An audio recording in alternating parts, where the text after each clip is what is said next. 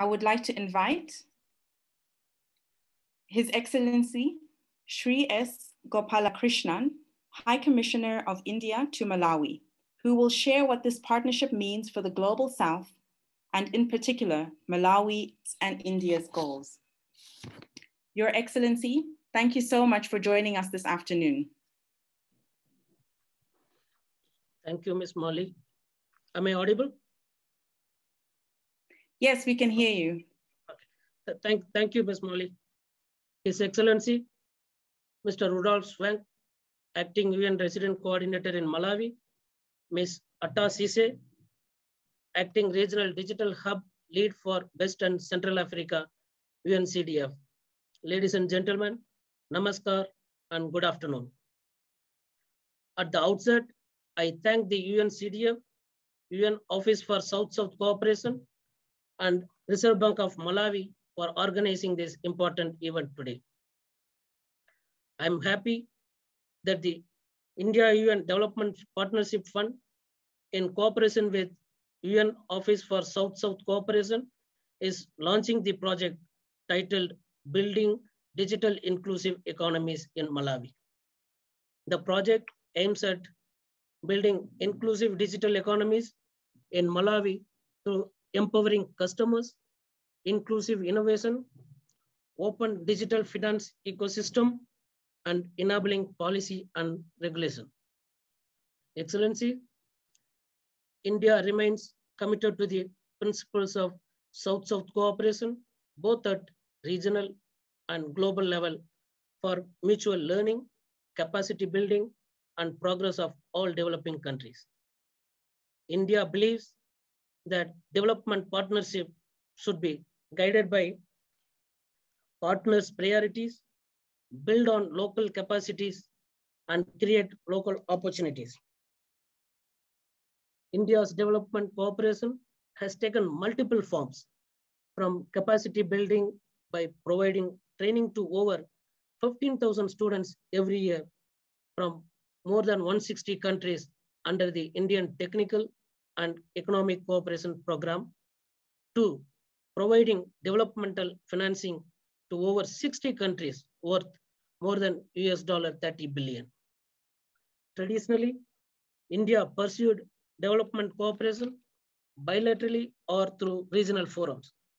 The India-UN Development Partnership Fund and its Commonwealth window is a venture to institutionalize our development cooperation at the multilateral level with the UN Office of South-South Cooperation as the coordinating partner on behalf of the UN system. The fund supports Southern-owned and Southern-led demand-driven and transformational sustainable development projects across the developing world with a focus of LDCs, LLDCs, and SIDS. Since the inception of the fund in 2017, the fund has accumulated a portfolio of 59 projects in 48 countries, including 18 projects in Africa. India is committed to share its development experiences and technical expertise with other developing countries. Our approach to development partnership is human-centric, based on principles of mutual respect, national ownership, with a commitment to sustainable development for all. Excellencies, India and Malawi shares a cordial and friendly relations. India has been a partner with Malawi in its developmental efforts by providing capacity building trainings, grants, and soft loans. Today's event is yet another testimony of India's commitment to support Malawi. I have no doubt that this new electronic Know Your Customer platform will not only increase access of the vulnerable group in Malawi to financial services, but also will help Malawi in securing customer data. I am confident that UNCDF will leverage its past experiences, like developing Malawi's digital financial ecosystem, as well as rollout of national biometric identification system for over 9 million Malawians to make this project a success. Before concluding my remarks, I take this opportunity once again to thank the UNCDF for inviting me to be part of this important event. Thank you very much.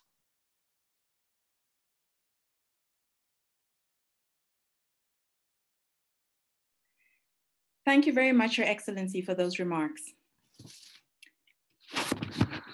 We've had a bit of a technical change in our program. Our colleagues from UN South-South Cooperation were not able to join us this afternoon.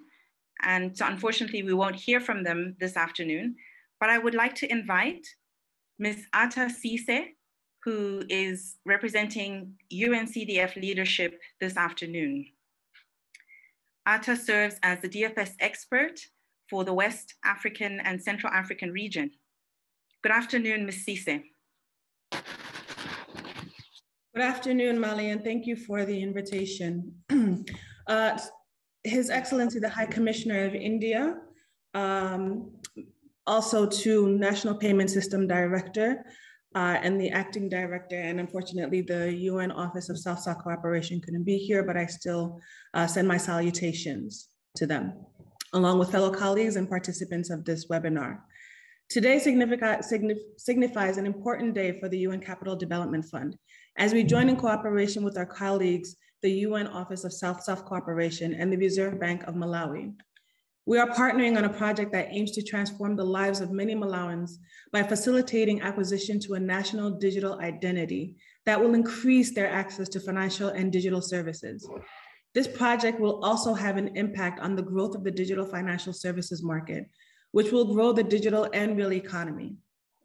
The results of the project matter to us because more women and youth will contribute to their communities, and the policy and regulatory environment will secure this advancement and lead to further growth of the digital sector.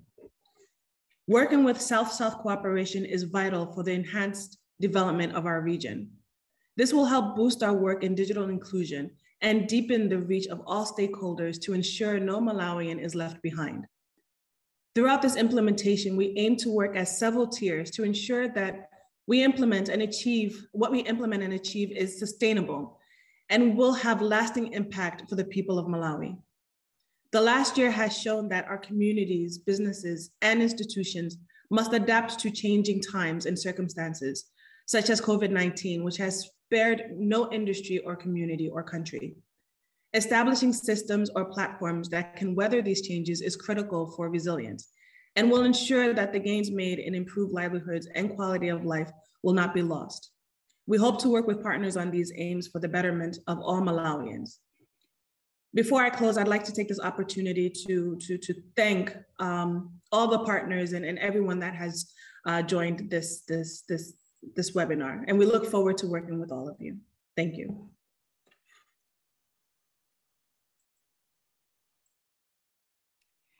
Thank you very much, Ms. Sise, for those remarks. I would now like to invite and welcome our acting resident coordinator, Representative Mr. Rudolf Schwenk, who is representing our UN resident coordinator of Malawi this afternoon. Good afternoon, Mr. Schwenk, and welcome to the webinar. Good afternoon, and thank you very much for inviting me in this capacity. You see the UNICEF logo behind me, but today, as you said, I'm speaking on behalf of the UN in Malawi. Your Excellency, the Indian High Commissioner, the Director of the Reserve Bank of Malawi, colleagues from the UN, ladies and gentlemen, we have so many online, all protocols observed. It's really a pleasure to be here because it's a very special moment, I think, because we all agree that the digital agenda for Malawi, and in particular this partnership, is very important because it's a very innovative partnership that brings together the government, private sector, South-South cooperation, we heard His Excellency speak about it, and the UN in Malawi. So it's really building on each other's capacities and strength, and only with this we can advance the SDG agenda. So it's really an important time for digital finance in Malawi, because also the government has released the digital economy strategy, while at the same time advancing steadily on policies, on payments and financial inclusion. And very importantly, we also see private companies making significant investments in this sector. And that really complements all our collective efforts. And that's why the UN and UNCDF in particular are supporting the digital agenda, because we know that it has brought many benefits across the world. But also in many countries, we are facing challenges with the growing digital divide for the ones most left behind. So we have to make efforts to really focus on the poor, women, youth, who play a key role towards achievement of the SDGs, because we cannot achieve it without inclusive actions. And this is what this project aims to do. So it's the right moment to establish a digital infrastructure and the innovative ecosystem and have the policy framework so that we will have national digital economy that will be inclusive and at the same time sustainable. And we also have to be very mindful that digitalization is also a key tool to accelerate economic recovery during and after COVID-19 and promote an economy that is more inclusive and resilient to external shocks. It may not be the last pandemic that the world has witnessed in these times.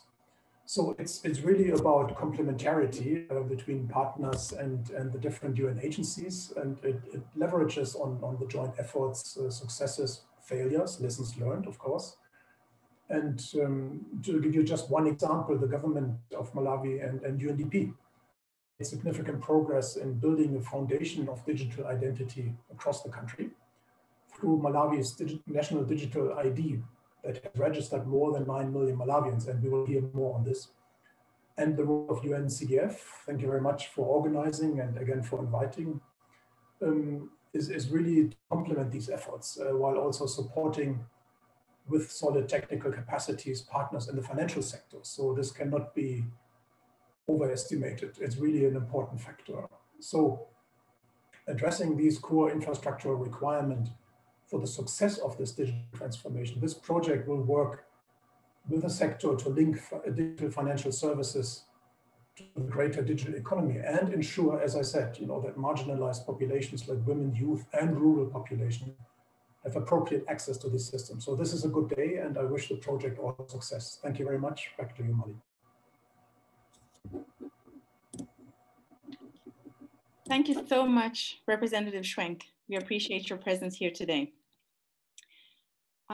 Ladies and gentlemen, our keynote address this afternoon was due to be delivered by the Deputy Governor of the Reserve Bank of Malawi, but unfortunately he has been called away and will not be joining us today. But he is joined, or he will be represented by Mr. Fraser Mdradzwika, excuse me for the mispronunciation, I apologize, who is the Director of National Policy at the Reserve Bank of Malawi. Mr. Mdradzwika, good afternoon. Good afternoon. Thank you very much. His Excellency Rudolf Schwenk, the Acting UN Resident Coordinator, His Excellency Shri Gopala Krishnan, the Indian High Commission to Malawi, Ms. Atta Sise, representing UNCDF leadership at this event, ladies and gentlemen. It is a pleasure for the Reserve Bank of Malawi to participate in the launch of this new partnership with UN Office of South-South Cooperation, the Government of India, and the UN Capital Development Fund. This project is critical as it meets a particular need for the people of Malawi to ensure, especially those in rural areas, have access to a national identity document that will enable them to fully participate in national programs and be active in the economy. In 2018, our country embarked on an initiative to improve the lives of Malawian people, the National Registry and Identification System Project, which saw 9.2 million people registered and 8.9 million national identity cards issued. This new project, supported by the Government of India, is timely because our government is working to advance digital transformation, improve financial inclusion, and bring people out of poverty. Enabling financial and digital providers to simplify the process by which customers can access services is critical to offering these services and meeting these needs quickly and efficiently. Out of the 9.2 million people registered in the NRIS, 53% were females, which indicates that there is a great need to better serve and meet the needs of women in our country. Overcoming the challenges that women face in accessing basic needs means that the barriers are eliminated for other underserved groups as well. Thus, targeting women in this project is necessary and will yield positive results. This project is also exciting because the benefits that it brings to the financial sector in Malawi. The digital eKYC process has a trickle-down effect that will yield tremendous benefits to end users. Once a person has verified their biometric and personal information with one digital or financial provider, it then becomes easier for them to register or sign up for follow-on services. They can access pay-go power services, health services, and many others, thus improving their livelihoods or their daily lives. This is critical for the people of Malawi as it will contribute to the growth of the economy. We are therefore excited to partner with UNCDF, UN, OSSC, and the government of India in implementing this project. We have expectations of this project and look forward to the other partnerships that will result with private sector and civil society actors to ensure that the project is a success and contributes to the achievement of sustainable development goals of poverty reduction, gender equality, and peace and justice and strong institutions by providing a legal identity for all. I would like to congratulate all partners on this new project and look forward to the success of these initiatives in the coming months. May God bless you all. Thank you for your attention. Thank you, Mr. Mwadzika, for that. Those remarks. We're equally excited to be partnering with the Reserve Bank of Malawi. At this stage, I would like to invite Digital Finance Coordinator for Malawi, working with UNCDF, Ms. Iris Kisiti, to speak a bit more about how this project fits into UNCDF's 5-year goals. Iris will share the 2019 to 2024 Inclusive Digital Strategy on building digital economies that leave no one behind. Welcome, Ms. Kasiti. Thank you, Mali. His Excellency, the High Commissioner of India to Malawi, UN South-South Cooperation, Ms. Atta Sise, representing UNCDF leadership, RCAI, Mr. Rodolph, and the Director of the National Payment System, Mr. Mwadzika, distinguished guests, panelists, participants, greetings to you all. It's a pleasure to be here launching the eKYC and Digital ID project and also introducing the UNCDF Digital Economy Strategy in Malawi. Allow me to share a brief presentation on UNCDF, just for those who might not be familiar with our agency. Next slide, Mali. UNCDF is an UN agency that is quite unique in its setup, working in over 47 less development countries. UNCDF combines the strengths of a development agency with the tools of a development bank with a capital mandate to use grants, loans, and guarantees in its toolbox of financial instruments.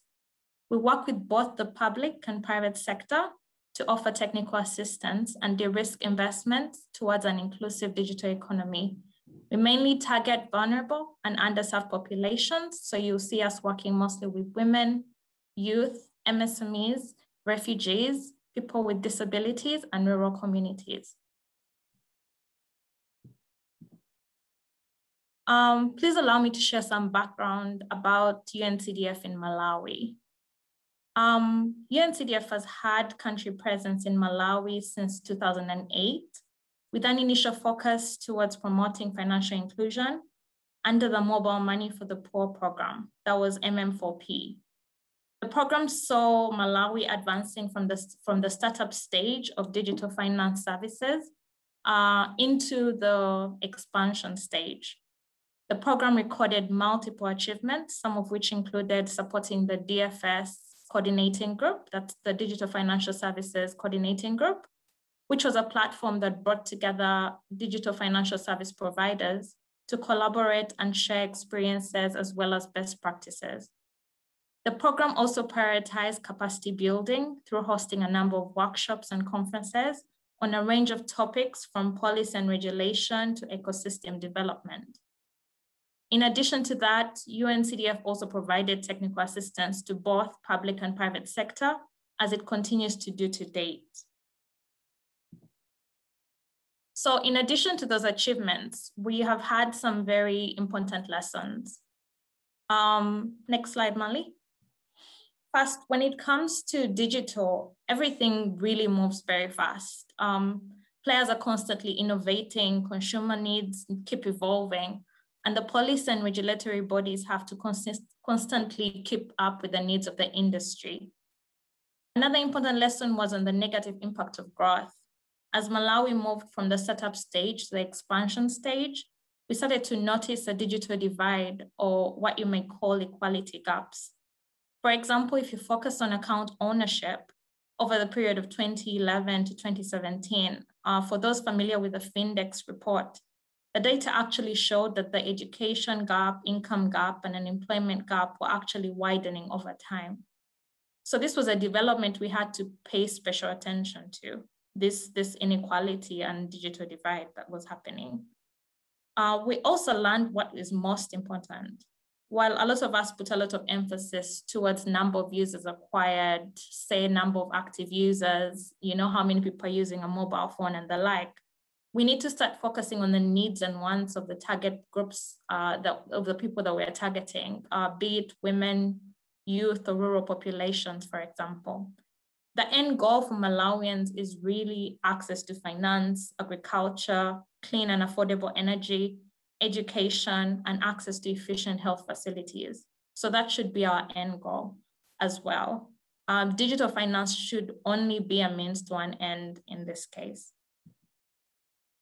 So taking these lessons, not only from Malawi, but across all countries with UNCDF presence, we developed a new strategy.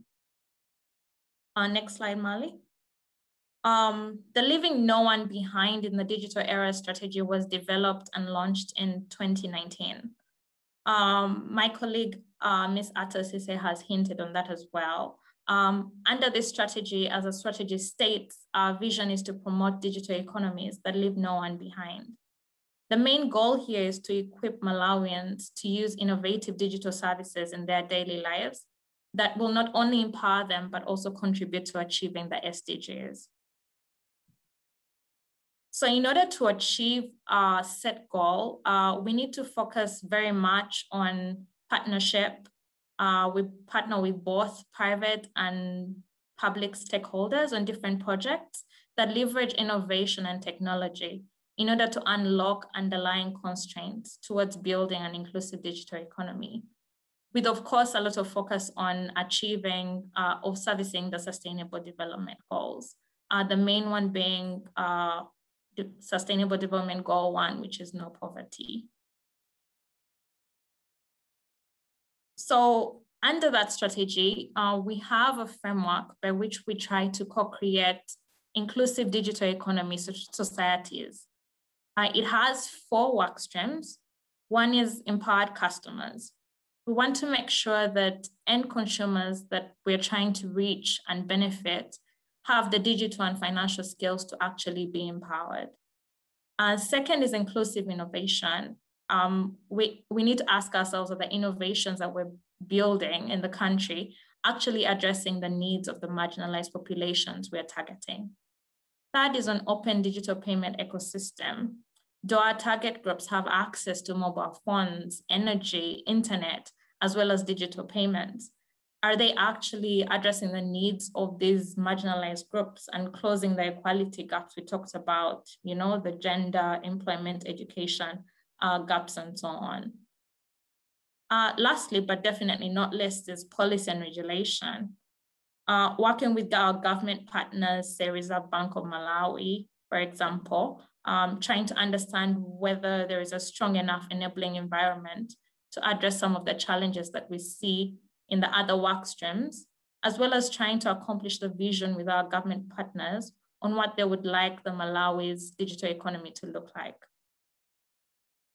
At UNCDF, we have a number of tools that we employ across these work streams, such as customer centricity, for example, through our human-centered design in product innovations that we support, data and research, stakeholder engagement, technical assistance, and financial instruments such as grants, loans, and guarantees.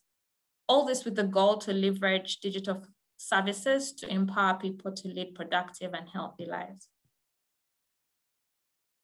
Our main focus, as I've earlier mentioned, is women, youth, refugees, MSMEs, migrants, workers, and farmers. We believe these are the marginalized groups we should be focusing on in order to have a more inclusive digital economy. Next slide, Molly. Next slide.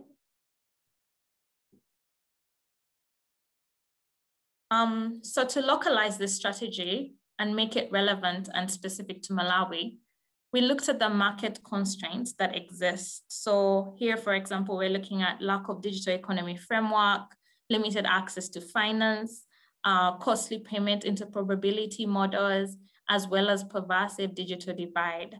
And we linked these constraints to our work streams to come up with the strategic options at our disposal relevant for Malawi. Specifically, we're looking at building digital rails in order to meet national priorities and achieve the SDGs.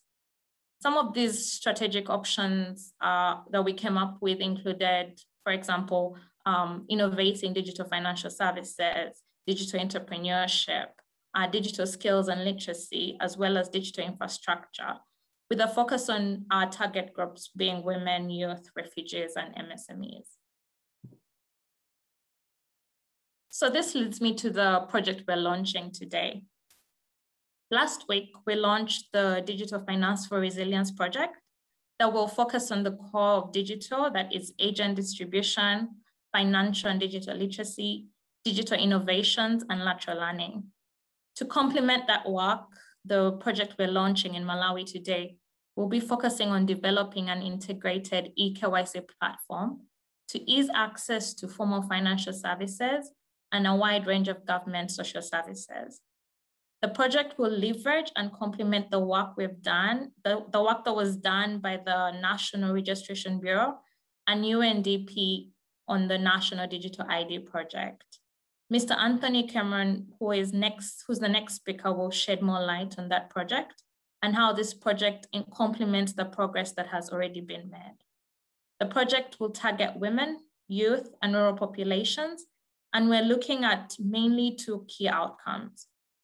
First is that clients have improved ability, knowledge, skills, behaviors, and autonomy to meaningfully access and use digital services facilitated by digital ID system and an eKYC platform. The second outcome that we're looking at is on inclusive strategies, policies, and regulations that enable access and usage of digital services that are responsibly adopted, implemented, and monitored through support of a digital ID system and an eKYC platform. Our approach to implementing this project is quite straightforward. This is an 18-month project that we're launching today, and we have broken this project down into 2 phases. The first phase will mainly focus on stakeholder engagements, where we'll focus on conducting an eKYC diagnostic to understand the required building blocks and forming partnerships required for effective deployment of the eKYC platform. Following that phase, we will have phase 2, which will focus on technology implementation and deployment of the eKYC platform, ensuring maximum utilization of that platform. We have set a very realistic target of 1,500 Malawians registered on the platform in year one, 50% of whom should be women. With that, I would like to say we look forward to the successful implementation of this project and working with both public and private sector stakeholders to set up the much needed eKYC platform for Malawi. Thank you very much. Back to you, Mali. Thank you very much, Iris, for that insightful presentation. Now, ladies and gentlemen, we would like to get some background on the work that informs our new eKYC digital identity project. Please welcome Mr. Anthony Cameron from UNDP here in Malawi to share about the National Registration and Identification Project. Good afternoon, Anthony. Good afternoon, Mali. Good afternoon, colleagues. A special good afternoon to our colleagues from the Reserve Bank of Malawi, Fraser Mnadzika, of course, all our colleagues from UNCDF, yourself, Mali, Iris, and Atasise. A special good afternoon also to the United Nations Resident Coordinator ad interim, Mr. Rudolf Schwenk. And of course, last but not least, His Excellency, the High Commissioner of India for Malawi, Namaskar Gopalakrishnan. So as Mali was mentioning, I would just like to give you a brief rundown of background on the National Registration and Identification System, which has been implemented by the government of Malawi with technical support by UNDP and also UNICEF. With the focus really on the digital transformational capabilities that the National ID provides the government of Malawi and the people of Malawi. So this presentation is really focusing more on the eKYC applications, which we will talk about towards the end of the presentation. So if I could ask for the next slide, please, Mali. Right, so this is the overall objective of the NRIS, the National Registration and Identification System project, to ensure a permanent and continuous national registration and identification system is established in Malawi. As mentioned earlier, there are about 9.5 million to 10 million Malawian adults already registered under the system. We're looking to close that gap with the assistance of UNICEF to include all children under the age of 16 eventually once resources allow. Next slide, please, Molly. So some of the key achievements since 2017 when the project was launched, we've run a mass registration exercise. Next please.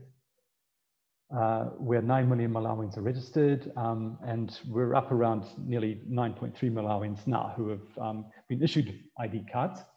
Next, please. And the National Registration Bureau, who is managing the system, is mandated to manage the system under the Ministry of Home Affairs, is the main implementing agency. So the whole NRS project was signed over to the NRB, the National Registration Bureau, I think it was in 2018. So they have complete control of the software, the infrastructure, and UN stands ready to support them technically to ensure that there is continuous registration and the various services which it provides. Next slide, please. Okay, so these are some of the linkages which have been established already in the short time that the NRIS has been running. Next, please.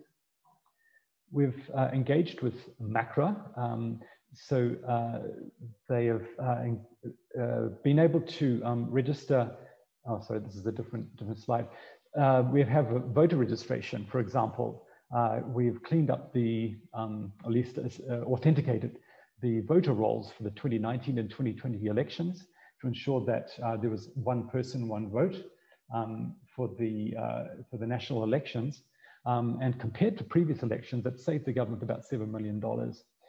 More recently, where the NRB had authenticated the list of beneficiaries for the Assisted Inputs Program for the Ministry of Agriculture to ensure that only people who were entitled to agricultural inputs were paid. again, saving the government $27 million according to their statistics. We've also worked with the Ministry of Immigration to establish an electronic e-passport system and also for non-residents. Next, please.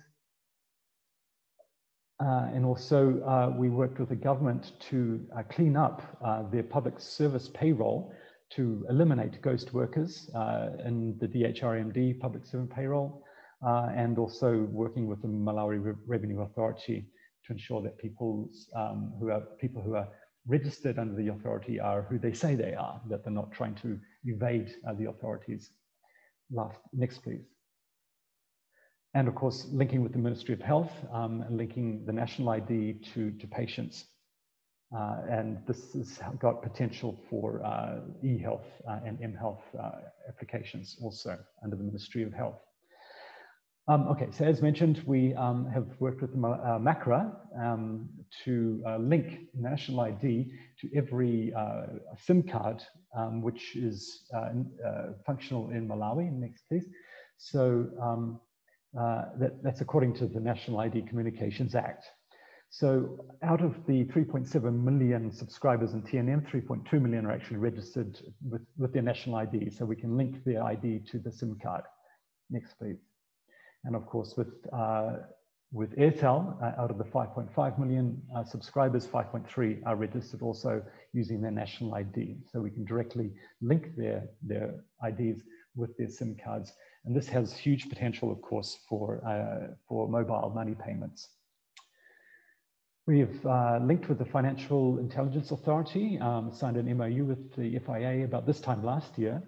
FIA, as you know, is responsible for the supervision of financial institutions and reporting entities in compliance with the Financial Crimes Act. So the National Registration Bureau is assisting the FIA in any of their investigations into illegal financial activities and potential fraud. Next, please. This also has potential to include identification and verification of their customers. Next, please. We're working with also the Malawi Police Service. So due to the introduction of KYC, which is the topic of our discussion today, you can see that over time, over the last 10 years or so, the numbers of cases of fraud have demonstrably reduced. Of course, in 2021, we're only halfway through, but we're registering only 2 cases this year of fraud, specifically because of the use of national ID to authenticate through KYC the identities of users. So you can see this is a direct contribution that is made to limiting the potential for fraud in Malawi. Next, please. We've also established linkages with the credit CRB, specifically allowing credit data to be authenticated. Next, please. And CRB now exchanges verified data with all the clients, mostly banks and insurance companies. And this also helps the CRB to recover non-performing assets, NPAs as they're known. Next slide, please. Working with the Reserve Bank of Malawi, this is again establishing a Know Your Customer protocol. As you might know, the NRIS or the NRB is the only system legally mandated to authenticate identities of Malawians. So this already has made inroads into, as we've seen, eKYC applications and the wider digital economy. And this was gazetted, I think, later last year. And MOUs were signed also with various banks and insurance companies for KYC purposes. And these are some of the banks and companies which have already signed MOUs with the National Registration Bureau for their eKYC functions. Next slide, please. There's also, whoops, if you just go back one, there's an active interface with those banks, which means it's an automatic function where banks need to authenticate potential customers. It's an API or an application programming interface. So it's in real time, banks can authenticate identities of Malawians to ensure that they are who they say they are. And this provides a level of confidence for the financial institutions of the people that they're doing business with. Next slide, please. Going forward, you can see that these are the potential linkages which the NRIS and the NRB are looking to engage with over the next 5 years. Many of these are linking to eKYC functions, linking with the Anti-Corruption Bureau, for example, and other inclusive digital economy utilities. So it's very much on the planning stage, and we're looking at this stage to, as I mentioned earlier, close the gap or bridge the gap of those who Malawians who are not registered, which is mostly those under 16 years old. But in terms of eKYC, of course, we're dealing mostly with adults, and this is already showing huge potential for growth in this area. We'll just finish those last year. Thank you. And we're expanding the accessibility of the registration areas, not only for the NRB registration officers, but use of post offices also to register individuals right down to the last mile in the remotest locations in Malawi. Finally, this is just an overview of how the program has been financed over the past few years. You can see government of Malawi has shown huge commitment and funded over a third of the entire program. And of course, FCDO or the UK government has funded about a quarter, and the rest is by other international donors, EU, UNDP, etc. So yeah, thank you very much for your attention. I hope that's given you some indication of the fantastic resource that the National Registration and Identification System holds for the whole financial sector in Malawi. And once again, I think this is a system which is Malawi should be extremely proud of.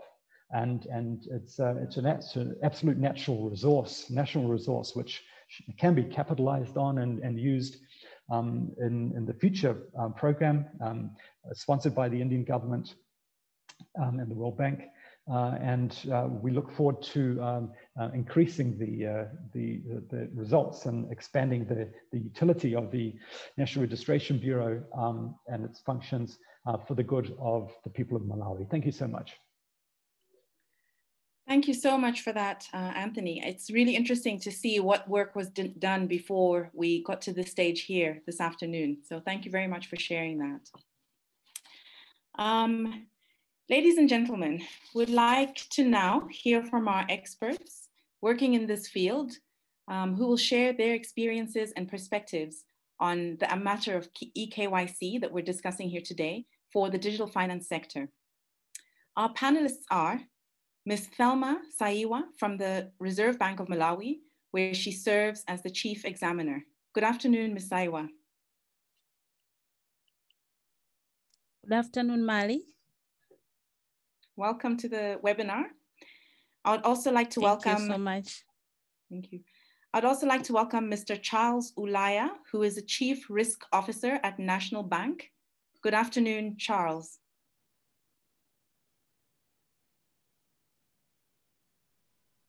Good afternoon. Oh, great, there you are. Thank you for being here this afternoon.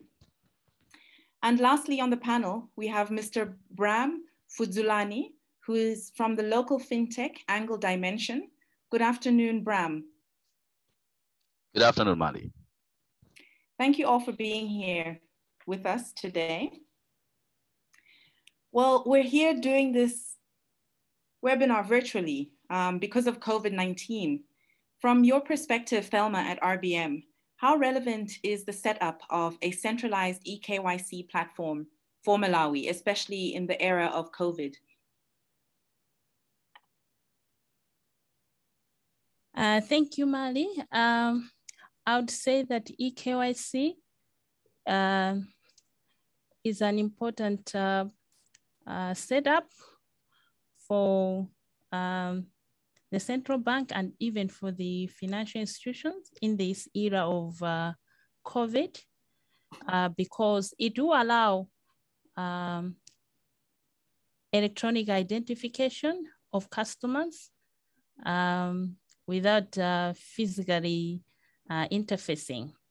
So in that way would be meeting the measures that are required of COVID.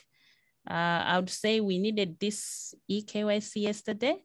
It's an important initiative that would even assist in taking out inefficiencies that come with manual identification of customers. Okay, thank you. Charles, Mr. Ulaya, there seems to be a trade-off between good customer service, a good customer experience, and regulatory compliance when it comes to digital KYC onboarding. Would you share your opinions on how best to balance the two?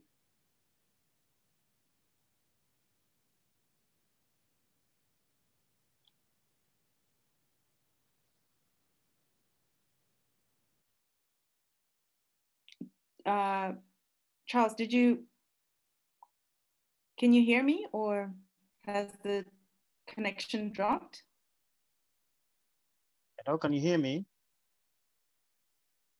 Yes, we can hear you now.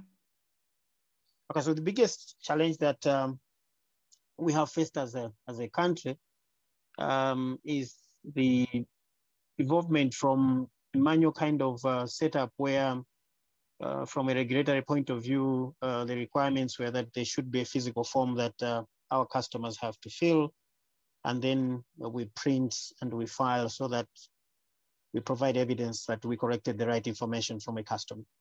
Now moving into the new digital era where we want to onboard customers electronically without them possibly physically filling a form, but getting the information from a database that you can access through the National Registration Bureau. And what the customer will only do is possibly sign off or use their thumb and confirm that they are indeed the owners of the account. I think that kind of trade-off is the one that the regulators maybe have taken quite a long time to appreciate the move. But we're hoping that with the eKYC project that we are to undertake, that gap that we have should be able to be narrowed down. Mm-hmm.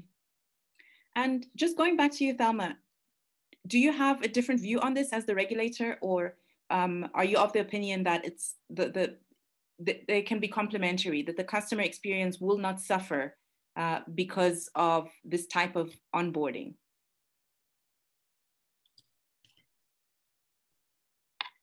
Thank you, Mali.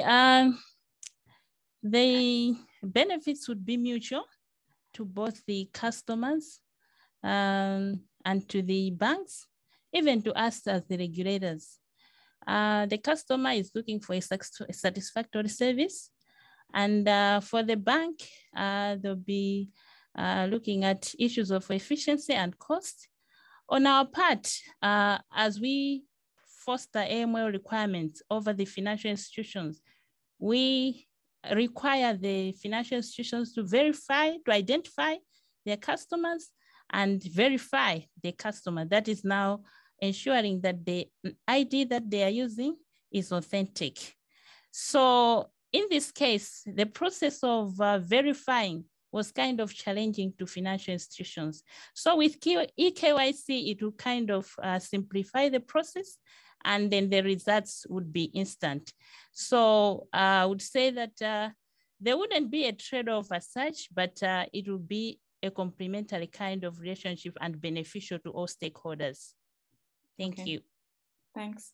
And Bram, as a fintech, which typically can mean innovation or bringing to light new products or services to the market, what do you think of this new innovation or this new step forward in eKYC and digital identity? Thank you so much, Mali. I think it does open a huge new level of opportunities for the fintech. So if you were to compare it with you know, the new or the other jurisdictions where we have seen services like open banking, for example, you know, pushing the whole innovation and promoting the innovation in the space of the financial services. This, I think, if properly executed, definitely also provides an opportunity to the innovators in the country, the fintechs that have always been viewed as threat to the big financial players. But I think when you look at this huge opportunity, I think it leverages, as Thelma is putting it, I mean, the banks are looking at how do we cut costs and obviously make sure that the onboarding process is as seamless as possible. But I think the bank do not have to go in that space. So the fintechs can come in and innovate in that space and link the two and be able to provide that last mile sort of connectivity and bring numbers in the formal financial sector. So it's an exciting development to the fintech space in Malawi. Great, thank you, that's good to hear. Thelma, I'll just throw another question to you. Regulation is a key driver of eKYC adaptation. Would you like to share like additional regulatory changes that are taking place or being adapted right now for eKYC? Thank you, Mali. At the moment, I would say that we have some tenets of requirements, especially in the Financial Crimes Act. We issued the Minister of Finance issued a gazette notice on, I think that was 10th August 2018, whereby the national ID was recognized as a primary identification document, but also as the Registrar of Financial Institutions, the regulator also issued a notice, an instruction to financial institutions that the national ID would be a primary identification. And in that gazette notice, there was also inclusion of use of biometrics as a way of, as an instrument of identification. So I would say that we have some tenets now. If we are to use the national ID, then it means that the use of biometrics or other digital readable instruments, then we are moving in that direction. I would be quick to say that this was issued in 2018 and in line with the national registration campaign or registration input that was being done from 2017 going forward.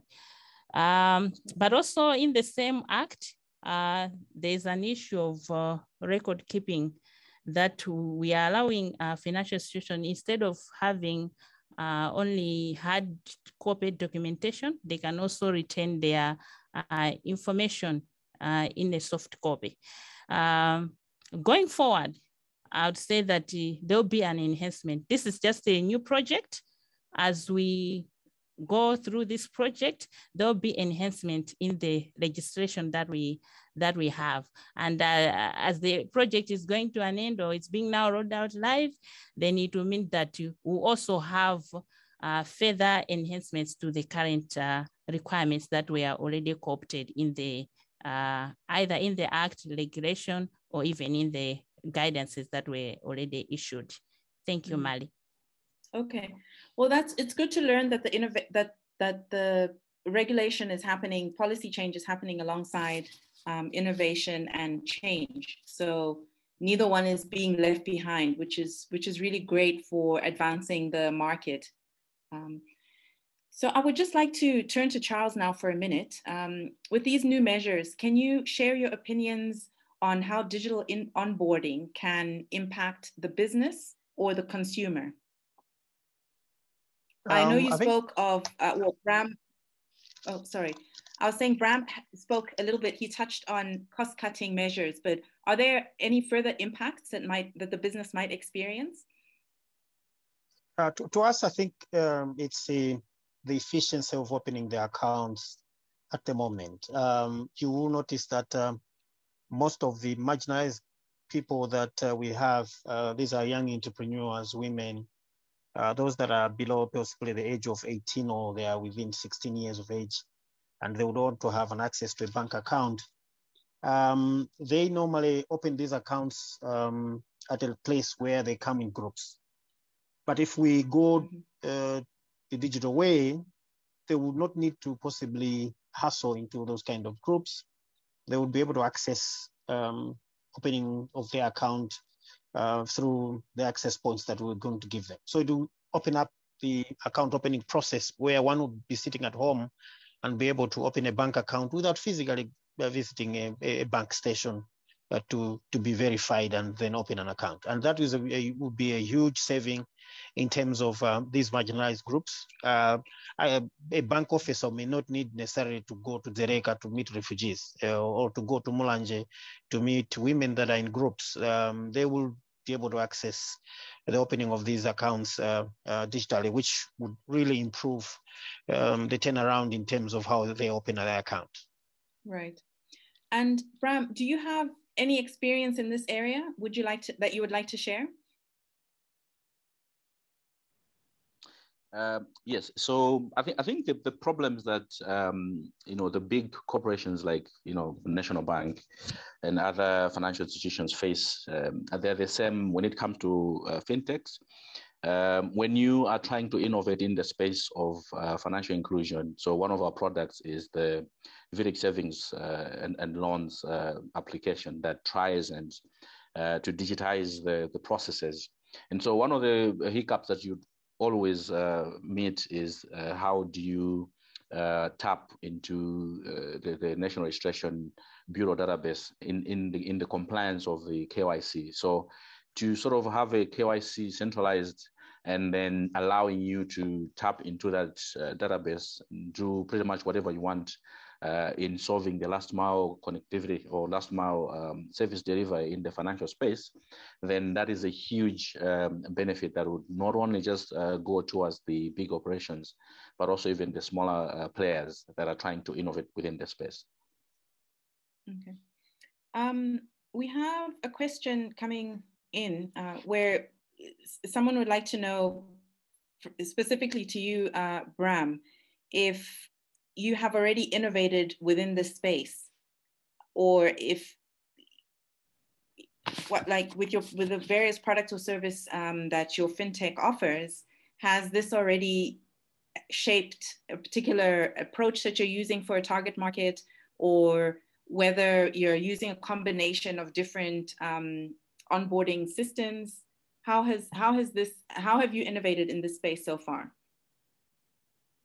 Yeah, that's a good question. So I think one of the benefits for being a startup, a technology startup, and also in the space of fintech, is that when you have been faced with these challenges, you start to think about what kind of solutions that you can come up with in addressing your own problems, but also for the entire market. So we did start in 2019, just looking at the space itself, the eKYC space, and we've been able to come up with our own in-house eKYC solution that we have piloted with a number of institutions in Malawi. And we were also interested to learn with this project, maybe some of the lessons, big lessons, and how stakeholders are going to respond to the development of this project. So yes, our own experiences and our own difficulties pushed us to look at how we can come up with a solution that helps us to solve the compliance on the KYC aspect, but also maybe to try and push it within the market.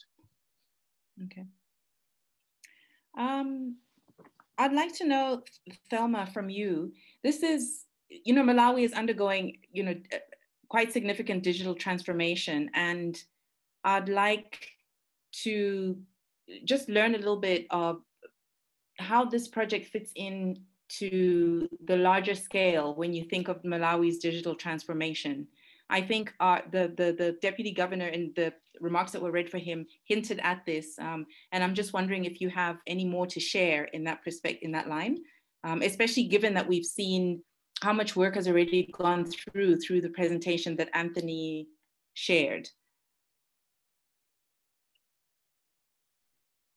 Thank you, Mali. I'll just add by indicating that maybe I'll talk from perspective of the financial institutions, whereby financial institutions are introducing various products, innovative kind of products that are digitally backed up. So in that case, you also need a kind of system that would go in sync with such kind of products. So I would say that eKYC is provides that part of solution to ensure that these products are provided to various sectors of citizenry in Malawi. Okay.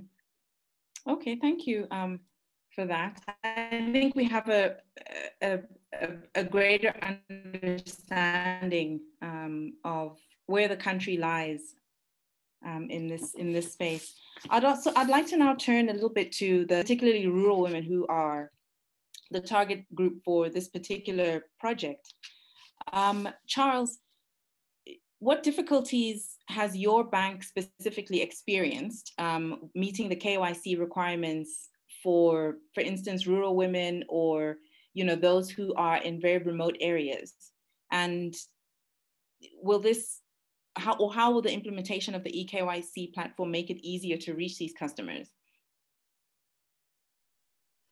I think the category that we are dealing with, which were women and youth, most of these do not have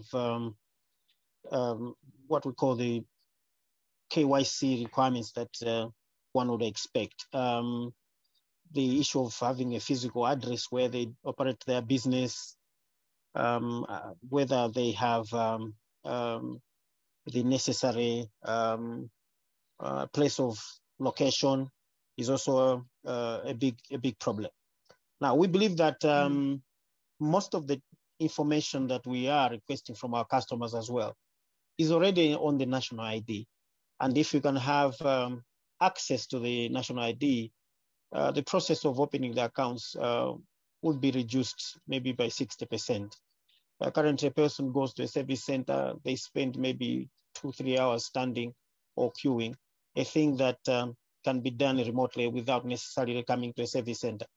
So the future where we're looking at is, yes, we have a rigorous KYC requirements that the regulator has set aside, but through the digitalization of the process, we believe we should be able to circumvent most of those requirements, because we'll be able to tap on the national ID that says where I come from, what is my village, which is the required information that the regulators also require. Right. And yeah, I mean, I think, yeah, you're right. That helps a great deal. And I wonder if there's an aspect of perhaps change management or a digital literacy aspect that one would have to consider in order to onboard their customers onto, with using the national digital ID, or is that already sort of taken care of because they're using this ID? There's no further work that needs to be done to onboard a woman living in a rural area onto one of your digital products? I think the advantage that financial institutions are looking at is the leverage that we're going to get from the mobile network operators. I think they've done quite a tremendous work in linking up the most marginalized. And possibly it was us banks that were lagging behind in the digital economy. So we will definitely be leveraging on the knowledge that has already been put. You look at now, you go to any market, you want to pay.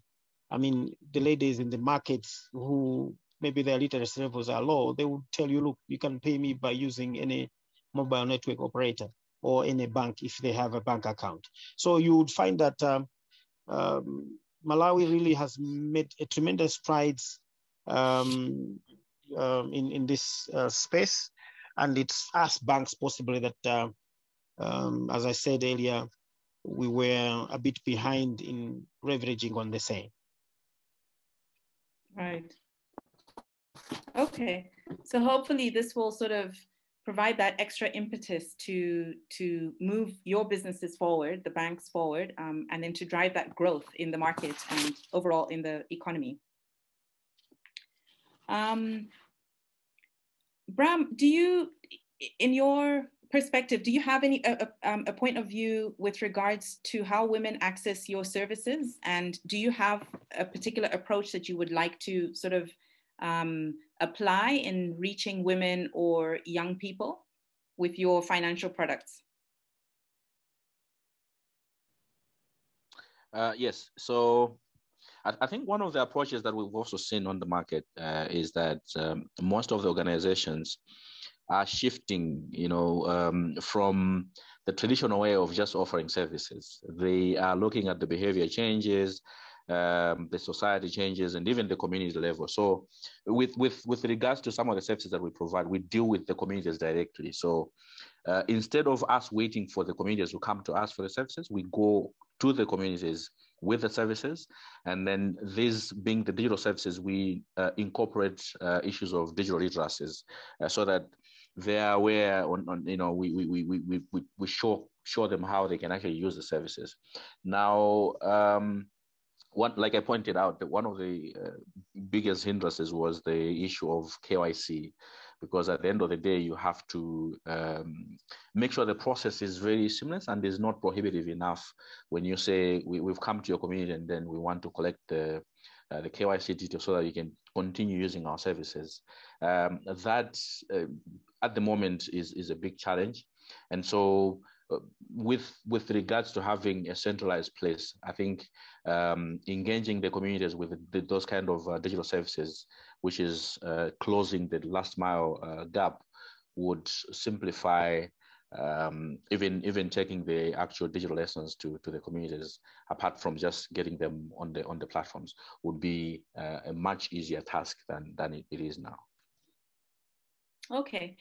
I'd just like to maybe find out from either of you, it seems to be there's some concerns being raised around mobility, the mobility of Malawians. For instance, people are, transient and move around from one location, one city, one town to another, or their circumstances will change for whatever reason, and they will have to change location. And I just like to be assured as an audience member that the eKYC isn't restricted to a particular physical location, because it seems to be that there might be some people concerned that no, I'm restricted to being in this location. If my information has changed, then my ID is no longer valid.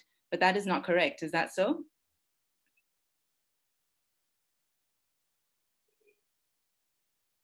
That's not correct. The only information that possibly might change is your physical location, but your details, most of them might not require change. So the only things that might change is where are you now residing, which we'll need to have to verify. And then that verification comes in with simple things like a water bill. But for those that are low risk, the requirement is possibly someone can identify you. Even a chief can write a letter to a bank to say, we understand this person is now residing within our community. And as financial institutions, we are accepting that kind of location identification by those kind of letters that we normally receive. So it's not something that is a big complication on our side when identifying when one has relocated to another place. Right. Okay. Thank you. And then Thelma, in terms of regulatory regulatory requirement, a minor is not eligible to receive a bank account on their own standing. They would still need a guardian or a parent to support that application. And is this any different with the eKYC or with the digital identity?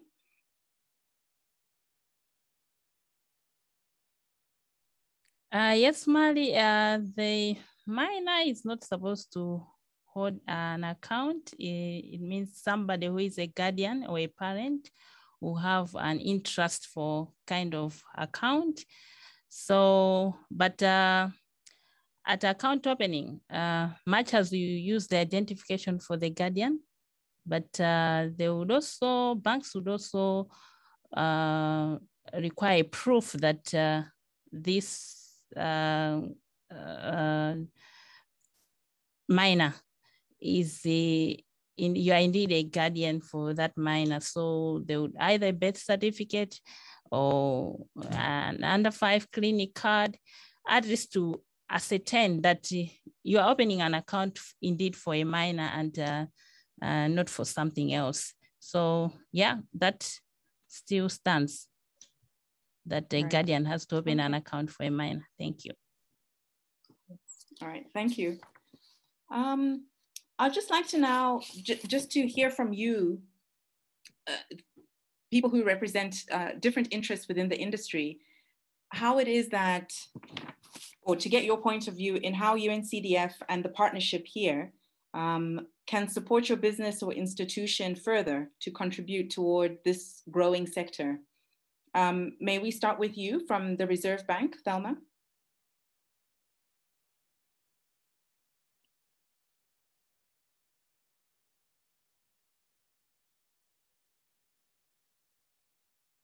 Thelma, are you still connected? Are you with us? Yes, I am.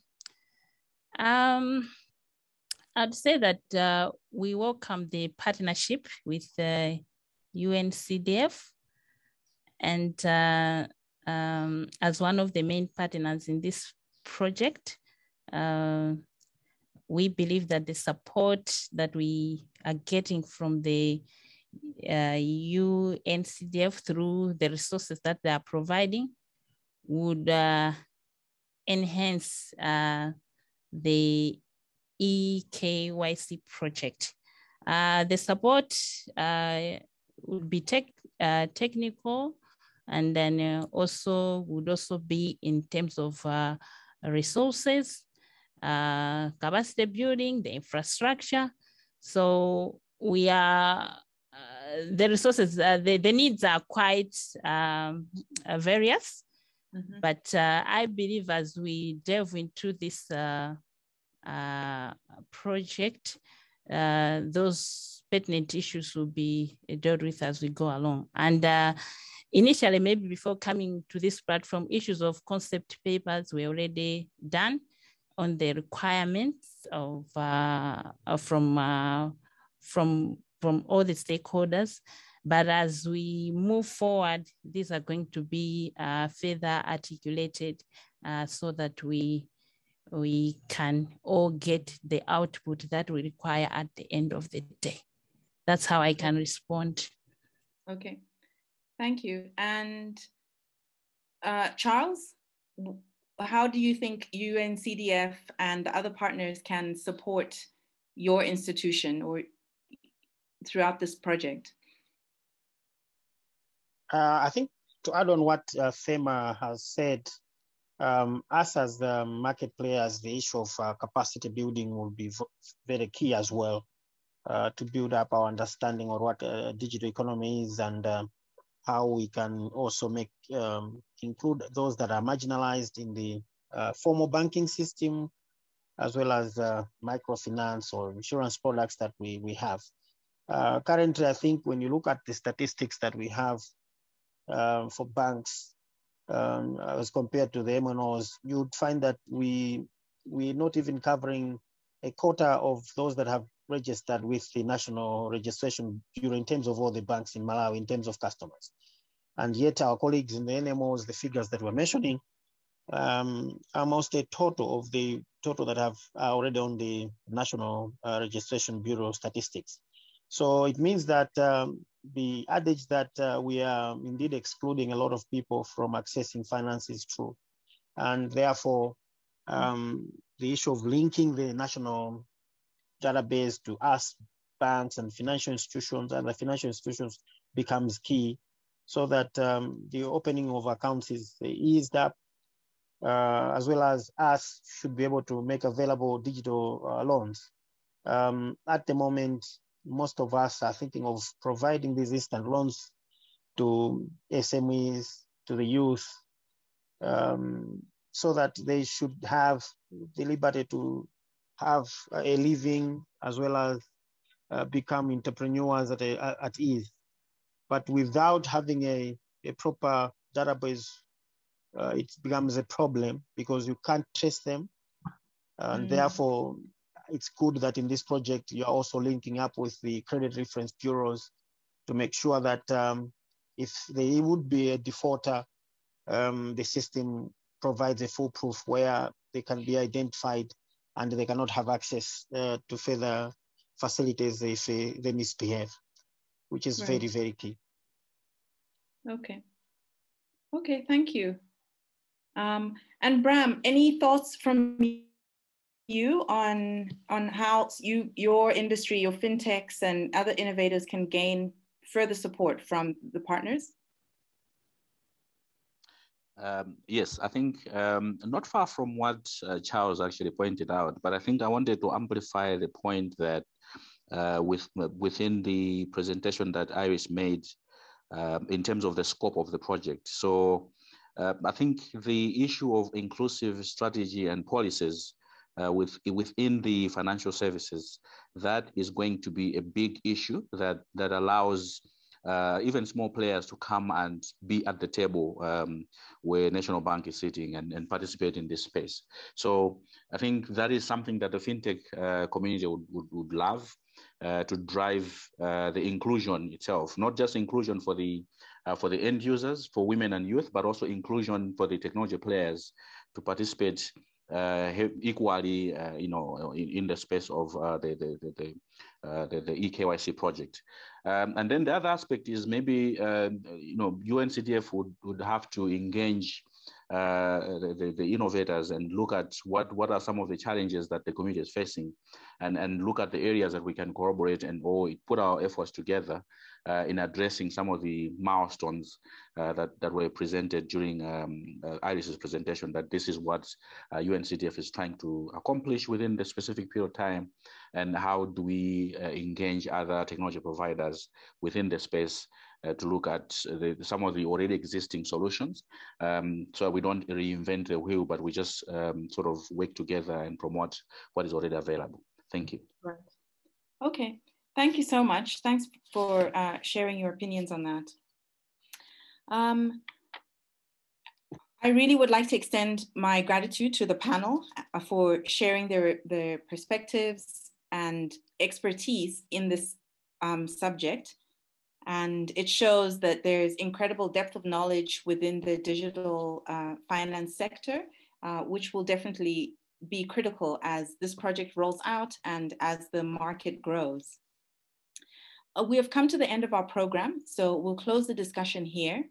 I really would like to thank all the guests and the participants for staying with us throughout the afternoon and for being part of the launch of this new eKYC and digital identity project. To deliver our closing remarks, I'd like to invite Mr. again to come forward, Mr. Fraser Mwadzika, who is the National Payment System Director at the Reserve Bank of Malawi. He will deliver concluding remarks before we close the webinar. Mr. Mwadzika?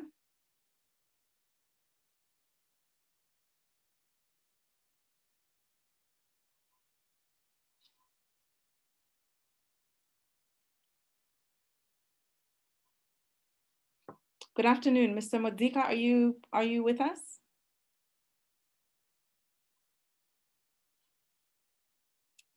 I think he might have kept his microphone on mute. But at this time, maybe I can ask Iris, Iris Kisiti from UNCDF, would you like to do a quick wrap up for us before we close the session?